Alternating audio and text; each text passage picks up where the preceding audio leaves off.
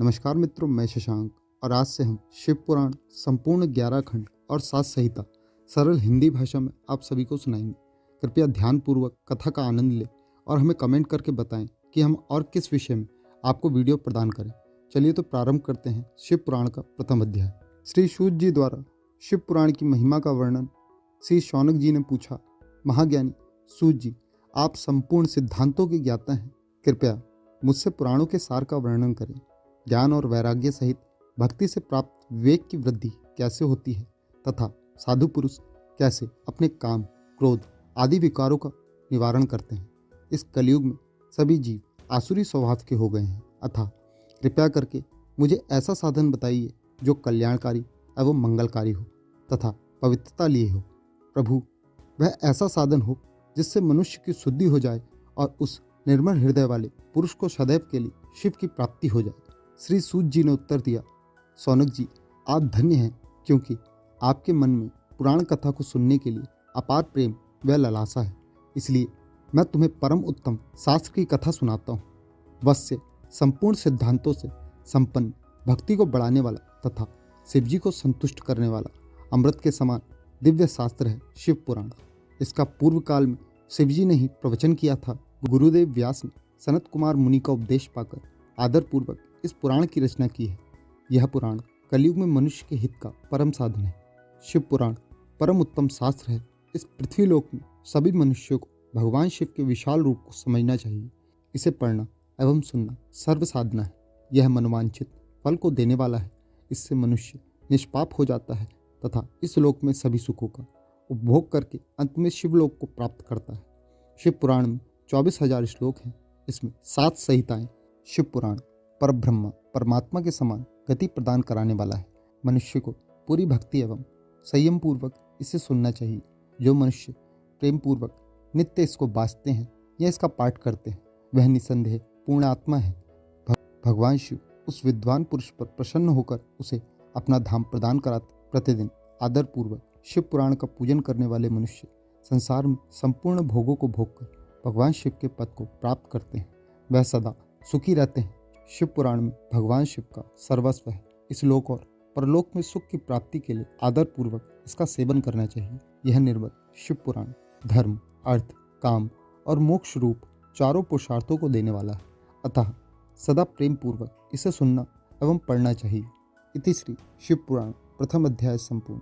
इसी के साथ प्रथम अध्याय संपूर्ण होता है और हम दूसरा अध्याय प्रारंभ करते हैं, जिसमें एक सुंदर सी कथा है।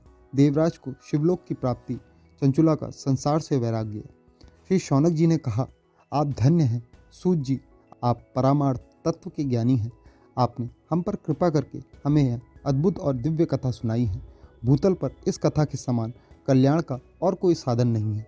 आपकी कृपा से यह बात हमने समझ ली है।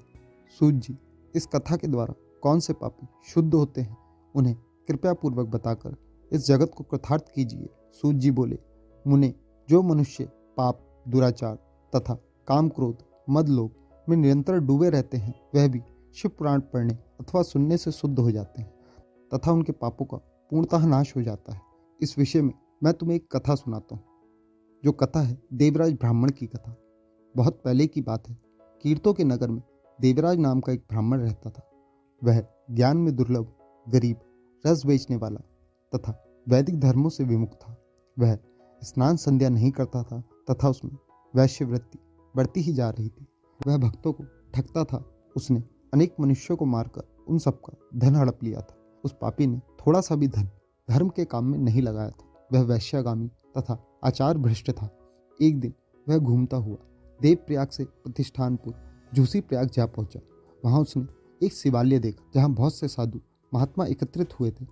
देवराज वहीं ठहर गया। वहां रात में उसे ज्वार आ गया और उसे बड़ी पीड़ा होने लगी। वहीं पर एक ब्राह्मण देवता शिव पुराण की कथा सुना रहे थे। ज्वार में पड़ा देवराज भी ब्राह्मणों के मुख से शिव कथा को निरंतर सुनता रहा।